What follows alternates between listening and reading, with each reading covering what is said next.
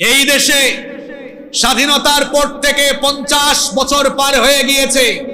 এই দেশে অনেকেই অনেক সময় ক্ষমতা পেয়েছেন, আর প্রত্যেকেই তাদের নিজস্ব মতাদর্শের আলোকে বাংলাদেশের ভাগ্যের উন্নয়নের কথা বলে জনগণকে কনভিন্স করে যখনই যারা ক্ষমতায় এসেছেন, সুযোগ পেয়েছেন, চুরি কম হোক বেশি হোক, সবাই কিন্তু চুরি করেছেন। কেউ ভাগ্যের উন্নয়ন ঘটাতে পারেননি। কিছুদিন আগে যারা মামু বাড়িতে পালিয়ে চলে গেল, তারা তো এত চুরি করেছে, এদেশের জনগণের ঘাড়ের উপরে যে পরিমাণ ঋণের বোঝা আছে, তার চাইতে বেশি পরিমাণ টাকা তারা বিদেশে চুরি করে পাচার করেছে। স্বাধীনতার পর থেকে আজ পর্যন্ত মানুষের ভাগ্যের উন্নয়নের কথা বলে বিভিন্ন দল মতের মানুষরা যখনই সুযোগ পেয়েছে, দেশটাকে কম হোক বেশি হোক চেটে পুটে খেয়ে দেশের সর্বনাশ ঘটিয়েছে। এদেশে আপনারা স্বাধীনতার পর থেকে অনেক দলের অনেক মতের শাসন দেখেছেন, কিন্তু বাংলাদেশের মানুষ, অভ্যুত্থানকারী ছাত্র জনতা, এদেশের মানুষ যেই শাসন এখনো দেখে নাই, সেটি হচ্ছে আল্লাহর কিতাব কুরআনের পূর্ণাঙ্গ শাসন।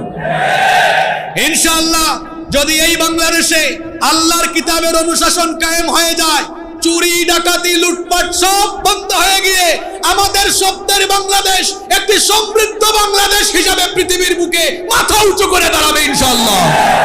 এজন্য সময় এসেছে বাংলাদেশের মানুষকে আজ সিদ্ধান্ত নিতে হবে। আমরা ইতিপূর্বে অনেকের কথায় কনভিন্স হয়ে অনেককেই সুযোগ দিয়েছি, সামনে আমরা আর কারো খপ্পরে পড়ব না। আগামীর বাংলাদেশকে আমরা একটি আলোকিত বাংলাদেশ হিসেবে পাওয়ার জন্য এদেশের আলেম উলামা আর ইসলামপন্থীদের হাতে দেশের শাসন ক্ষমতা আমরা সুপর্দ করব।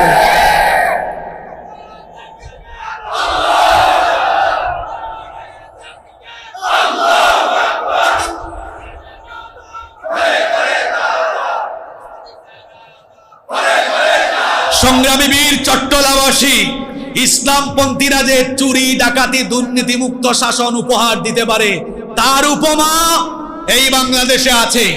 আমি আপনাদেরকে স্মরণ করিয়ে দিতে চাই, এদেশের বহু ইসলামী দল এবং বিভিন্ন ইসলামী দল সমূহ থেকে অনেক আলেম উলামারা দেশের তৃণমূল পর্যায় থেকে ইউনিয়ন পরিষদের মেম্বার, চেয়ারম্যান, উপজেলা পরিষদের চেয়ারম্যান, ভাইস চেয়ারম্যান, পৌরসভা এবং সিটি কর্পোরেশনের মেয়র, কাউন্সিলর, এমনকি পার্লামেন্টে পর্যন্ত অনেক আলেম উলামা, বিভিন্ন ইসলামী দলের নেতৃবৃন্দ, অনেক আলেম উলামারা পার্লামেন্ট মেম্বার হয়েছেন, এমনকি গুরুত্বপূর্ণ মিনিস্ট্রি মন্ত্রণালয় পরিচালনা করেছেন।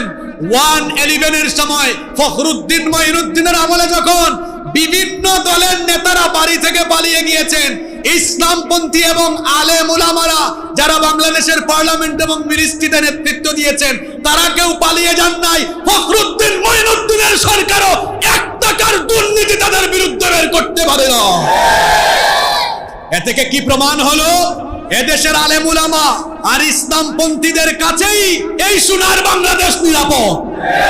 এজন্য আগামীর বাংলাদেশকে সমৃদ্ধির জায়গায় পৌঁছাতে হলে কোরআনের শাসনের বিকল্প নেই, সৎ লোকের শাসনের বিকল্প নেই।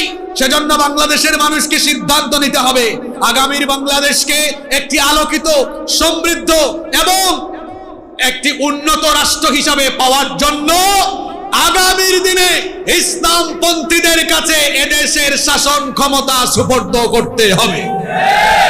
আমরা সবাই আলেমদের সাথে আছি তো? সবাই আছেন তো? আল্লাহ সবাইকে কবুল করে নেন।